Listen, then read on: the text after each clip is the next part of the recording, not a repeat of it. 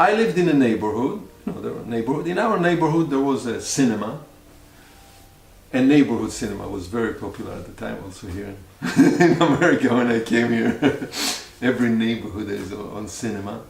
And as a kid I used to go to this cinema all the time.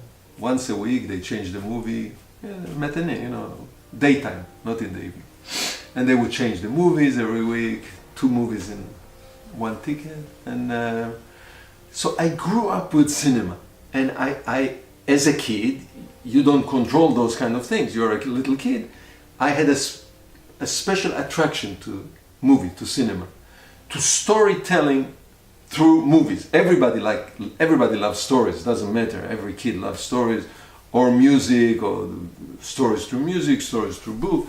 I loved cinema. For some reason I was attracted to this form of expression, this form of creativity. Dark, you go into a hall and it gets dark and you sit with many people, with tens or hundreds of people, and suddenly the screen lights up and another world, another reality is on the screen, and you sit in the dark with a group, with a social group. You don't know the people, but you experience the same emotion. You laugh together, you cry together, you're intense together. And so yes, but I didn't think that as a kid I didn't know that you don't know that there is a movie director. You just see movies, you don't know. You know that there is a fireman. You want to be a fireman when you're a kid, but you don't know that people make the movies. You take it for granted. Yeah, you open the television and it's there. You don't know who put it there as a kid. So I didn't have intention to go and make movies, but I had an attraction. I was attracted to movies. The main part of movies in the world were Hollywood movies, American movies.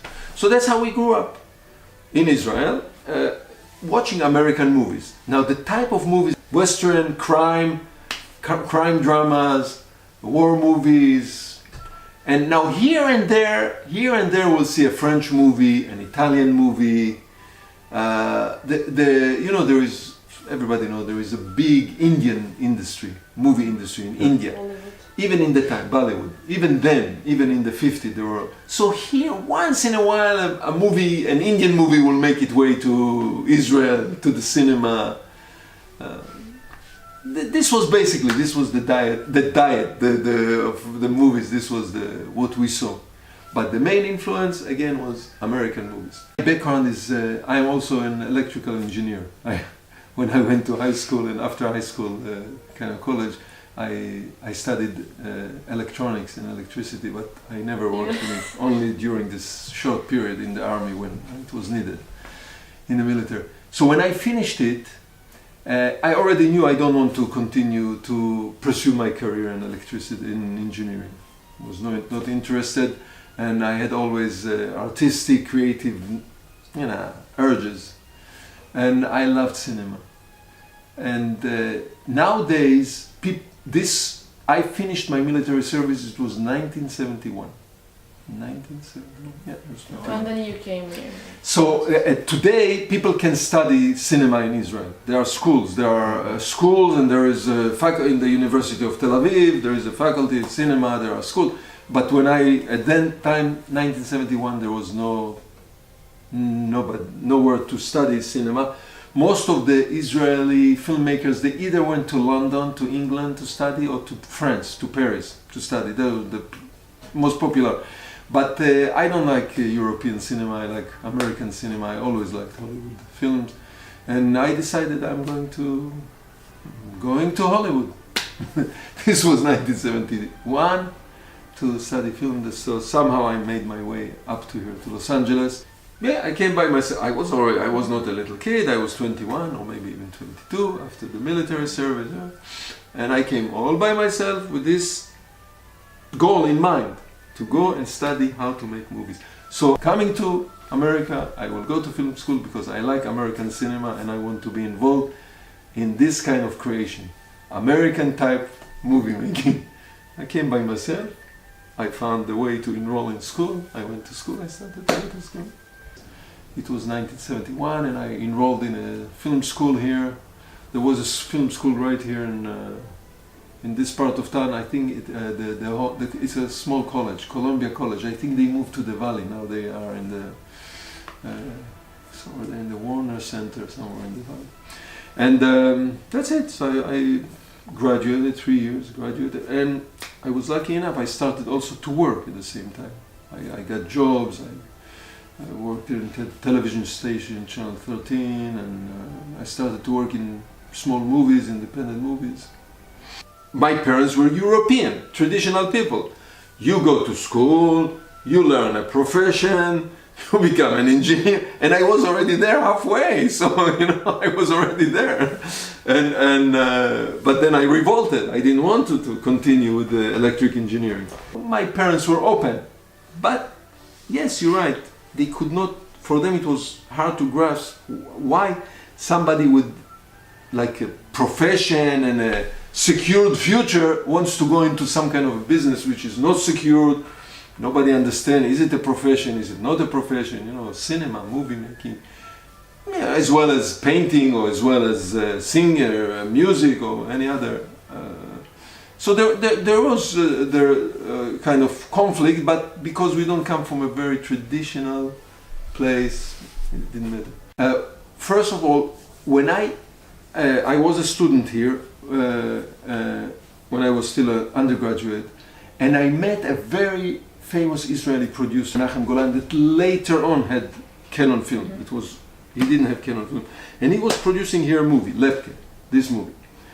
Tony Curtis was the star, and I met him and I asked him to join him work, and I got the job and I started to work with him.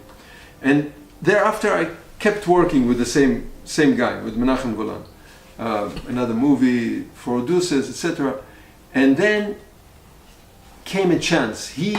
Anyway, my intention was to come here to school to study cinema and to go back to Israel to work in the Israeli industry. This was my intention in the first place. So he was producing a movie in Israel. The name of the movie was Movie Diamond, Robert Shaw. So I went to Israel back with him. It was an opportunity. And then I got involved in the Israeli film industry. I was assistant director, and then I got offered another job and another job. But I was assistant director, and this was my intention anyway, to come back to Israel to make movies. It's a limited, it's not a big film industry, it's a limited. So this was the reason I went back. Because it was an opportunity and it was my intention anyway. That's what I wanted to do anyway. To join the industry, the film industry in Israel. And I was an assistant director, and I worked in Israel until 1979.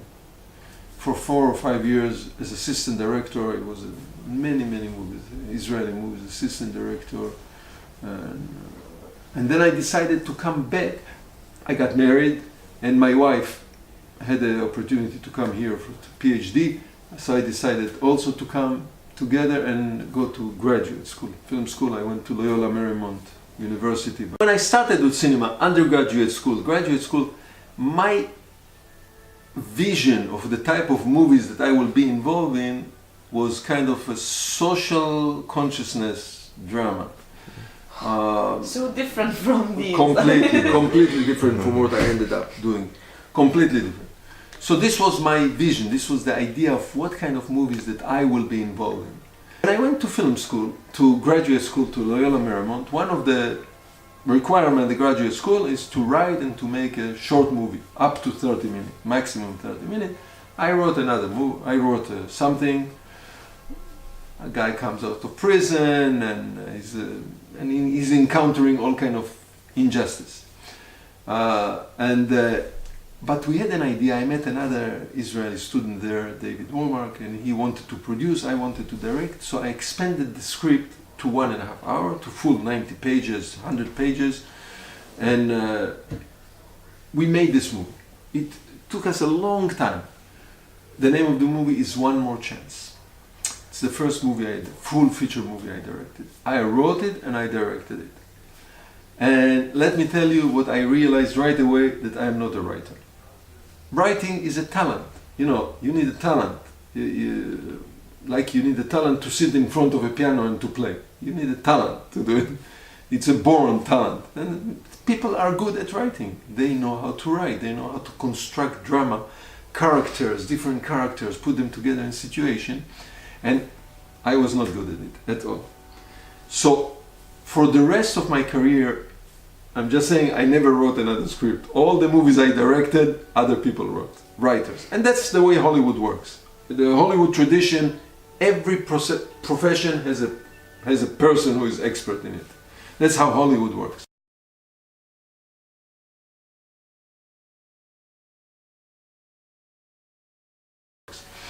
And when I finished this movie, One More Chance, it was accepted to some film festivals.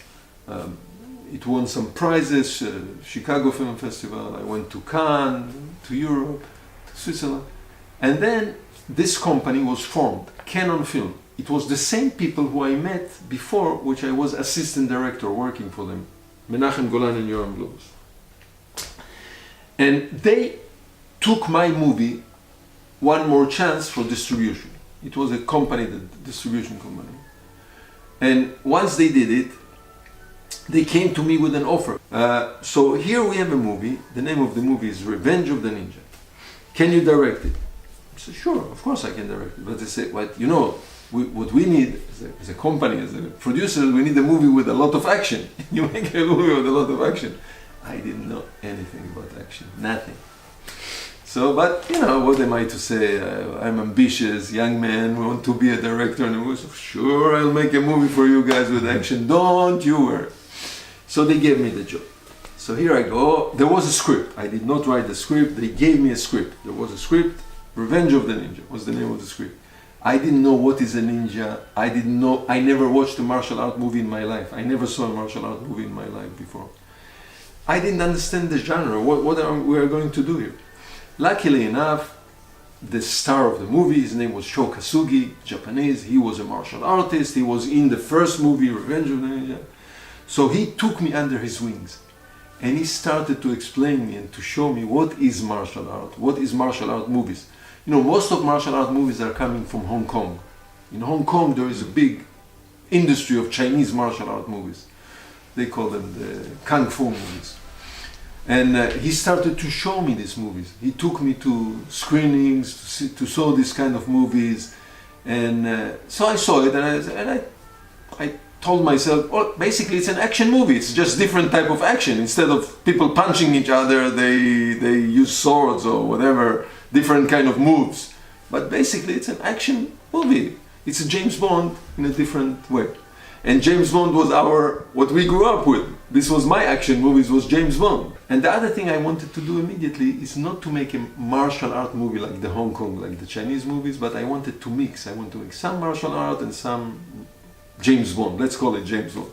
Regular action. James Bond action. And we made this mixture of this movie. That's how I constructed this movie. But again, the script was not mine. The story was not mine. Somebody else wrote the script. And we finished the movie, we finished the editing, and the movie was apparently successful enough, good enough that a big company, MGM, distribution company, saw the movie and they wanted to distribute it.